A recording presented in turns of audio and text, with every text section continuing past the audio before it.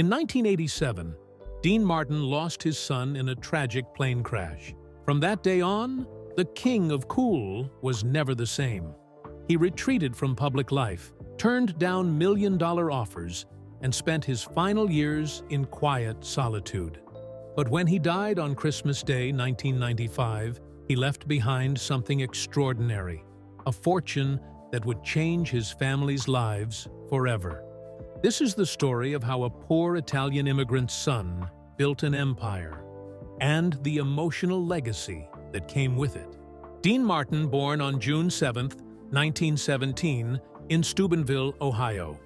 His original name was Dino Paul Crocetti, and his parents were Italian immigrants trying to make a better life in America. As a young boy, Dino only spoke Italian, not English. When he started school at age 5, this became a big problem.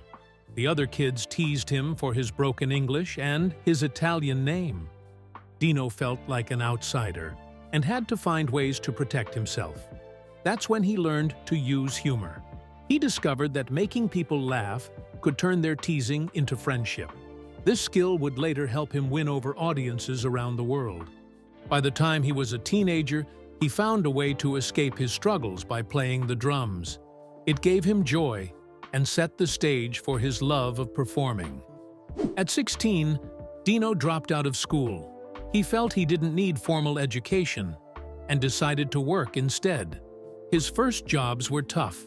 He worked in a steel mill, where the work was hot, dirty, and exhausting.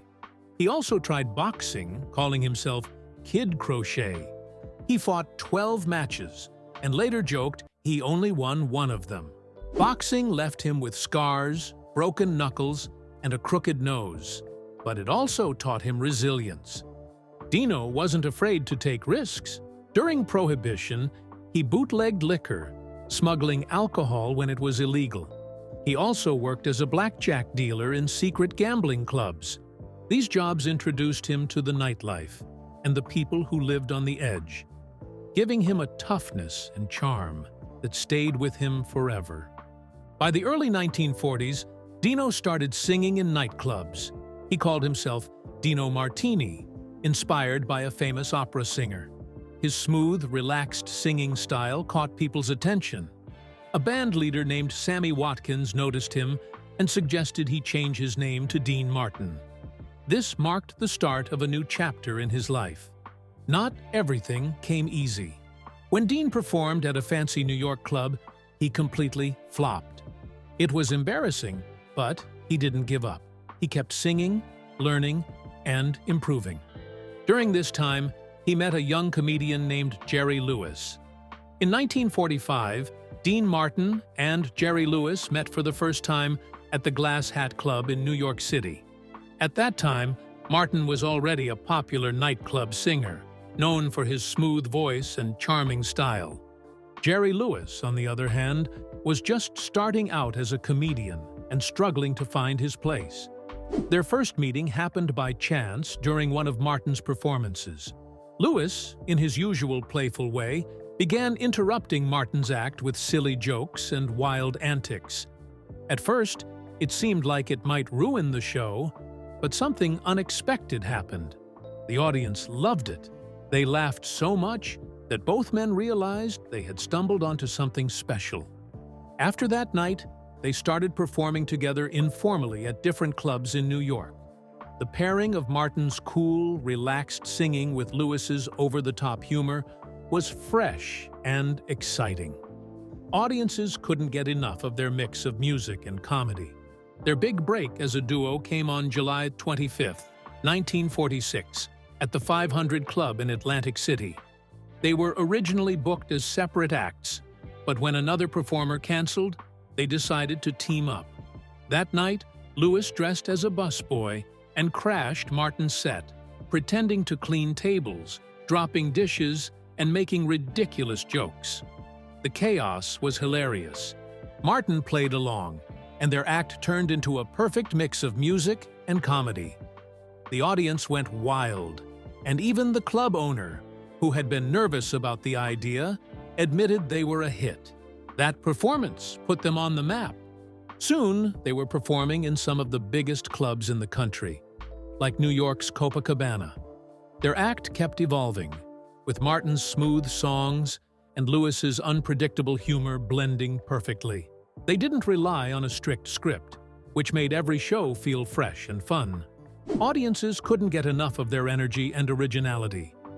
By 1949, they were so popular that NBC offered them their own radio show, The Martin and Lewis Show. It became one of the most listened-to programs in America, bringing their unique humor into people's homes. As their fame grew, Hollywood noticed them. Their first movie, My Friend Irma, came out in 1949. Martin played a charming singer, while Lewis brought his usual silly antics to the role of his sidekick. Even though they weren't the main stars of the film, audiences loved them. Their chemistry on screen was just as strong as it was on stage, and the success of the movie made them Hollywood stars. Dean Martin and Jerry Lewis changed television forever when they starred in the Colgate Comedy Hour from 1950 to 1955. Their teamwork and sense of humor were unlike anything people had seen before. They didn't just stick to the script, they joked, ad-libbed, and made every performance feel alive and unpredictable. This made their show a huge hit. Their first show on September 17, 1950, was a big deal. It was filmed at the Park Theater in New York City and had a massive budget of $3 million, about $36 million today. The network believed in their talent, and it paid off. Their episodes had the highest ratings and even beat other famous stars like Eddie Cantor. What made Martin and Lewis special was how they broke the rules of TV at the time. They didn't just follow the plan, they made up jokes on the spot. Audiences loved it. In one episode, Lewis interrupted Martin's singing by shouting, "Who ordered the steak?" It wasn't planned, but everyone laughed, and the moment became legendary. Their shows were a mix of music, comedy, and silly sketches that made fun of movies and TV. Martin's smooth singing balanced perfectly with Lewis's crazy antics, creating a style of entertainment that inspired shows like Saturday Night Live years later. Their success on TV led them straight to Hollywood. Between 1949 and 1956, they made 16 movies, many of which were huge hits. Their first starring role was in At War with the Army in 1950. The film only cost $560,000 to make, but earned over $3.3 million, proving how much people loved them.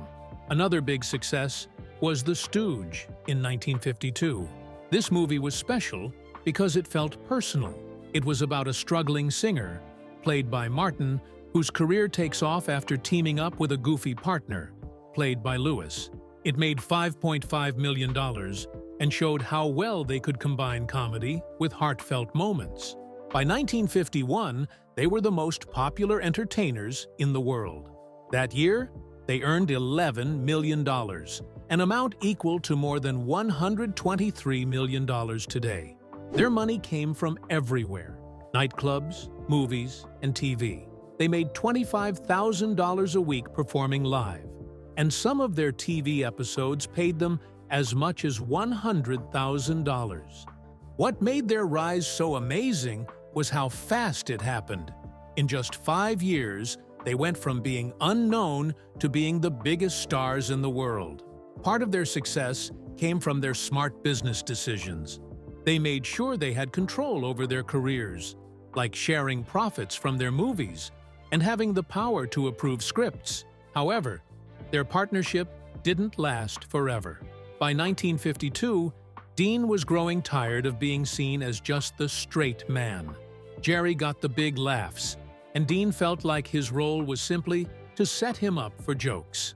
During the filming of Three Ring Circus in 1954, Dean's frustration boiled over.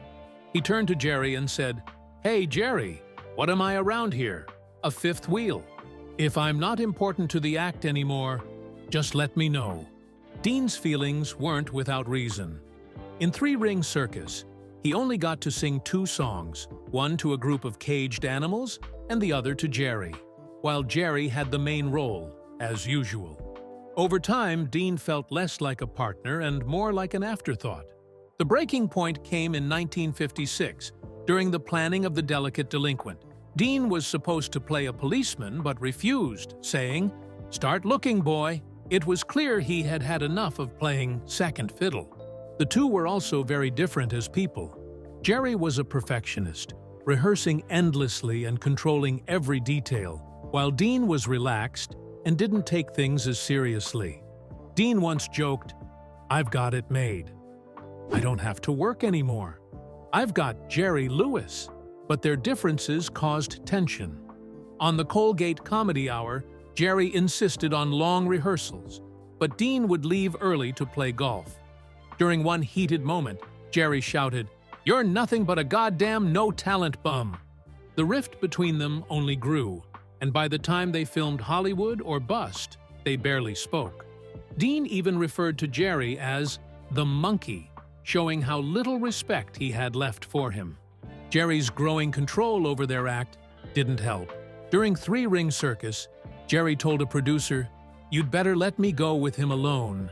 I can get more out of him." Moments like this made Dean feel pushed aside. Tensions peaked when both refused to show up on the first day of filming. Dean hated how the script focused on Jerry, a clear sign of how far apart they had drifted. The public didn't make things easier. Jerry got most of the praise, while Dean was often overlooked. One critic claimed Jerry could succeed with any straight man, which hurt Dean deeply. During Three Ring Circus, a group of kids asked Dean, "Hey, mister, where's Jerry Lewis?" Witnesses said the look on Dean's face that day was heartbreaking. Things got worse during the promotion of Living It Up in 1954. A photo in Look magazine cropped Dean out entirely, leaving only Jerry. It felt like proof to Dean that he was being pushed aside. At press events, reporters focused almost entirely on Jerry. During one interview, a frustrated Dean snapped, "Don't mind me, I'm just the guy who sings." Even their chemistry began to fade. At a photo shoot on July 18, 1954, they barely spoke, and Dean refused to look at Jerry. The photos showed them smiling, but it was all for show. Their partnership was crumbling. By early 1955, during the filming of Artists and Models, tensions exploded. On February 14th, Jerry insisted on retakes, frustrating the crew and Dean. During a break, Jerry approached Dean to discuss changes, and Dean snapped. In front of everyone, he yelled, "You can talk about love all you want. To me, you're nothing but a fucking dollar sign." Jerry, usually quick with comebacks, was silent. He walked away, leaving everyone stunned. It was clear their partnership was broken. By the time they started Hollywood or Bust in 1956, their relationship was beyond repair. On April 3rd, the first day of filming, they didn't talk unless they had to. Director Frank Tashlin described the atmosphere as Arctic. The crew even filmed some scenes separately to keep them apart. In one moment on May 2nd, Jerry made a joke about Dean singing, and Dean responded with a cold glare. Co-star Pat Crowley broke down in tears, overwhelmed by the tension. Their final performance came on July 25, 1956, at the Copacabana in New York, exactly 10 years after their debut as a duo. The room was packed with stars like Frank Sinatra and Humphrey Bogart. The audience gave them thunderous applause as they performed classic routines, including the Ugga-Wugg caveman sketch, and Dean sang "That's Amore." But the magic wasn't the same. Their banter felt forced, and their comedy lacked its old spark. The most emotional moment came when they performed their final duet, Pardners. As they sang, "You and me will be the greatest partners, buddies, and pals," many in the audience were moved to tears. The show ended with a standing ovation that lasted 5 minutes. When Dean Martin split from Jerry Lewis in 1956, people thought his career might be over. But instead of fading away, he surprised everyone by becoming a huge star on his own. It wasn't easy at first. Rock and roll was taking over, and many crooners were struggling to stay relevant. Martin didn't try to change who he was. He leaned into his smooth, easygoing style while also trying out serious acting roles. His first movie without Lewis, 10,000 Bedrooms, 1957, didn't do well, but it was the start of something bigger. Things turned around for Martin in 1958 when he starred in The Young Lions, a war movie with Marlon Brando and Montgomery Clift. This was a big moment for him. It showed he could handle serious roles, not just comedy. Critics loved his performance, and it helped him rebuild his reputation as an actor. That same year, he worked with Frank Sinatra in Some Came Running, proving he was more than just a funny guy. He was a real movie star. At the same time, Martin's music career was booming. He signed with Capitol Records and released hit after hit. One of his most famous songs, Volare, came out in 1958 and became a huge success.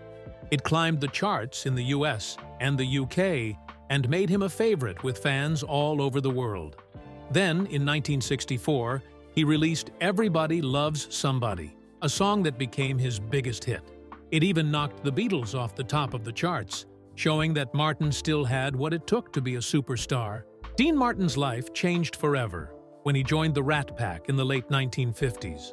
This group of entertainers, Frank Sinatra, Sammy Davis Jr., Joey Bishop, and Peter Lawford, weren't just performers. They were the kings of Las Vegas and the face of Hollywood glamour. Martin had already made a name for himself as a singer and actor after his comedy duo with Jerry Lewis, but being part of the Rat Pack took his fame to a whole new level. The Rat Pack's shows at the Sands Hotel were legendary. They didn't just sing. They joked, teased each other, and made the audience feel like they were part of something special. Martin's smooth voice and laid-back charm were a perfect fit.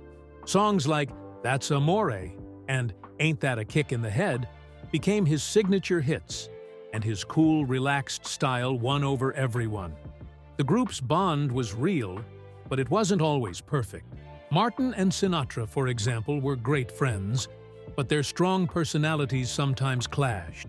Still, their chemistry on stage made every performance unforgettable. While he was wowing audiences on stage, Martin was also making waves in Hollywood. In Ocean's 11, 1960, he played Jimmy Foster, part of a group planning a daring casino heist. The film, which starred the entire Rat Pack, became a classic and inspired the modern remakes with George Clooney and Brad Pitt. Later, in Robin and the Seven Hoods, 1964, Martin teamed up with Sinatra and Bing Crosby in a fun twist on the Robin Hood story, set in Prohibition-era Chicago. He didn't just act in these films, he sang too, showing off the same charm that made him a star in Vegas. Martin's cool, effortless style made him a Las Vegas icon. People loved how he'd sip a drink on stage while singing hits like Everybody Loves Somebody, which even knocked the Beatles off the charts in 1964. He made every show feel spontaneous, joking with the audience and never taking himself too seriously. His performances at the Sands Hotel drew big crowds, from celebrities to politicians, all eager to see the King of Cool in action. Dean Martin became a star on television with The Dean Martin Show, which aired from 1965 to 1974. Over 9 years, it became one of the most popular shows on NBC, running for 264 episodes. The show was a mix of comedy, music, and celebrity guests, and what made it so special was Martin himself. He had a laid-back style, always looking cool and relaxed. Often holding a drink he joked was apple juice. People loved him because he seemed like someone who didn't take life too seriously. On the show, Martin didn't just sing hits like Everybody Loves Somebody and That's Amore. He also showed off his funny side. There were scripted jokes, but he loved to improvise, making each episode feel fresh and unpredictable. Big stars like Frank Sinatra, Sammy Davis Jr., and Orson Welles were regular guests, and their playful banter with Martin made viewers feel like they were part of a private Hollywood party. The The show became so big that Martin won a Golden Globe in 1967 for his performance, proving just how much people loved his easygoing charm. But as time went on, the show's ratings started to slip. Instead of giving up, the producers came up with a brilliant idea: Dean Martin's Celebrity Roast.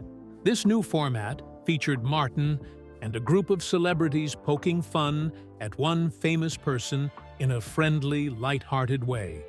The first roast aired in 1974, honoring Bob Hope. It was such a hit that the roasts became a regular event, even after the main show ended. Martin was the perfect host for these roasts. He made everyone laugh with his sharp, witty jokes, while keeping the mood fun and relaxed. The roasts featured actors, musicians, and even politicians, and they gave people a chance to see celebrities joking with and about each other in ways they couldn't anywhere else.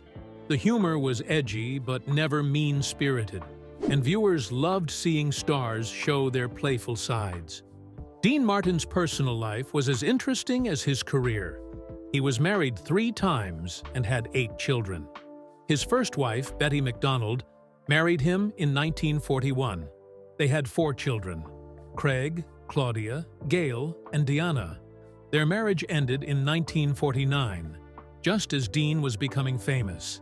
Even after the divorce, Dean stayed close to his children, making time for them despite his busy life. Later in 1949, Dean married Jean Bieger. This marriage lasted 24 years and felt more stable than his first. They had 3 children together: Dean Paul, Richie, and Gina. Even though Dean and Jean divorced in 1973, they stayed friends. They worked together to raise their kids and supported each other during tough times. Dean's third marriage, in 1973, was to Catherine Hahn. Catherine was younger and worked as a receptionist when they met.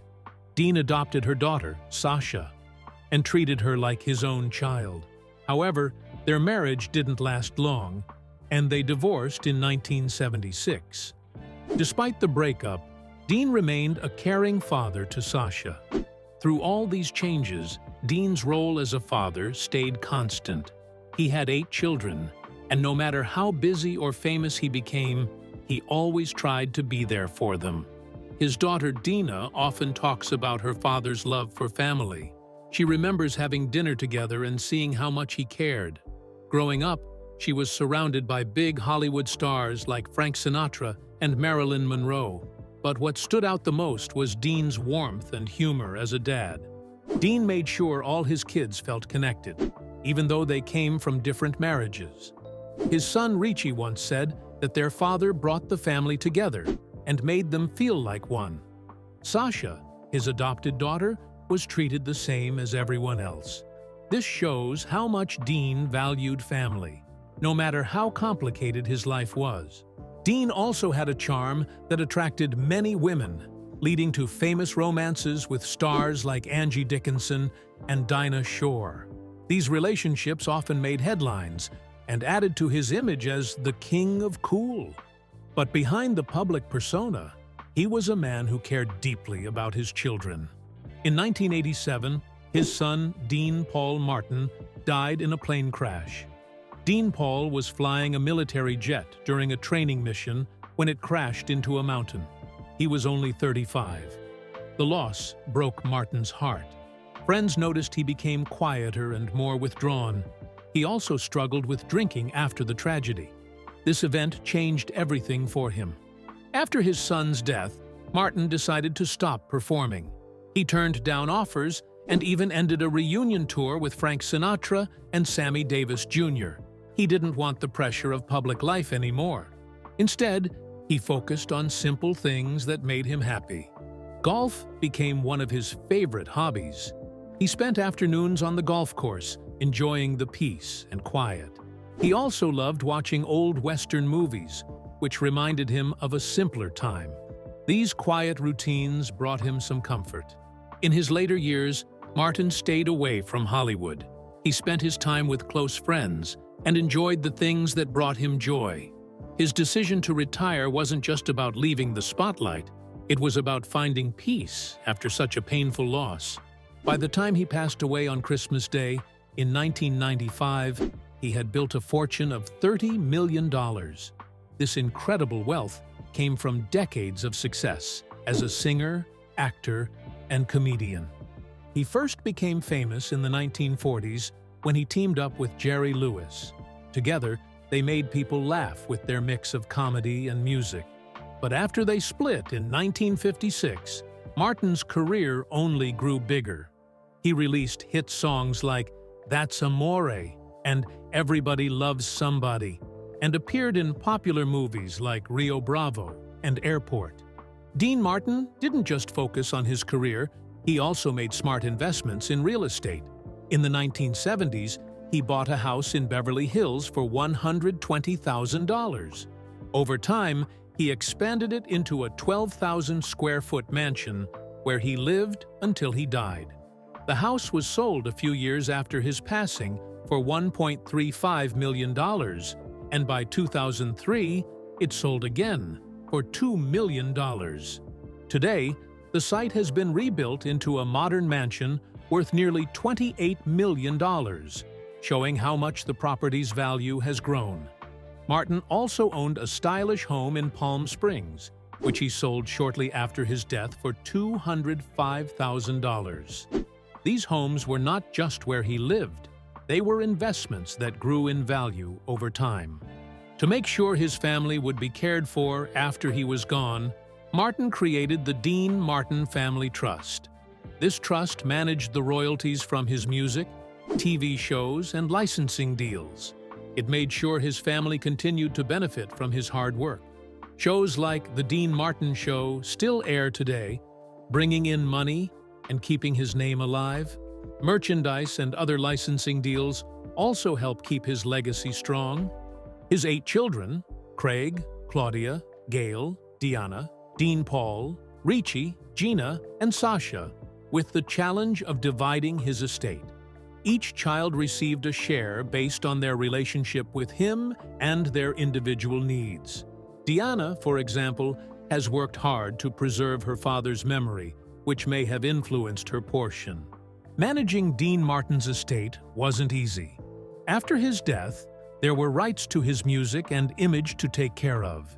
His children had to deal with not just their loss, but also the financial details. Even after his death, Dean Martin's name remains iconic. His estate has kept up with changing times.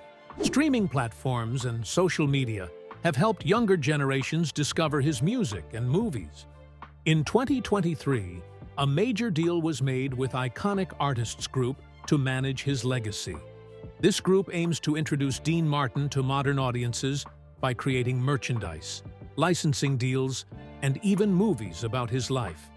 These projects not only keep his memory alive, but also provide ongoing income for his heirs. One of Dean's children, Deanna Martin, has played a big role in honoring his legacy. Born in 1948, she grew up surrounded by her father's fame. She performed with him as a child, and now continues to celebrate his work. She tours around the world, singing his famous songs and sharing stories about him. She even wrote a memoir, Memories Are Made of This, Dean Martin Through His Daughter's Eyes, which gives readers a glimpse of what life was like with him. The memoir is now being turned into a movie. Deanna also organizes the annual Dean Martin Festival in his hometown of Steubenville, Ohio. This event celebrates her father's life and helps young musicians with scholarships. The deal with Iconic Artists Group has brought fresh ideas for keeping Dean Martin relevant. They're creating products inspired by his style and exploring ways to tell his story through film and music. These efforts show how his charm and talent continue to inspire people. By combining his classic appeal with modern marketing, his legacy reaches new fans while keeping longtime admirers connected to his work.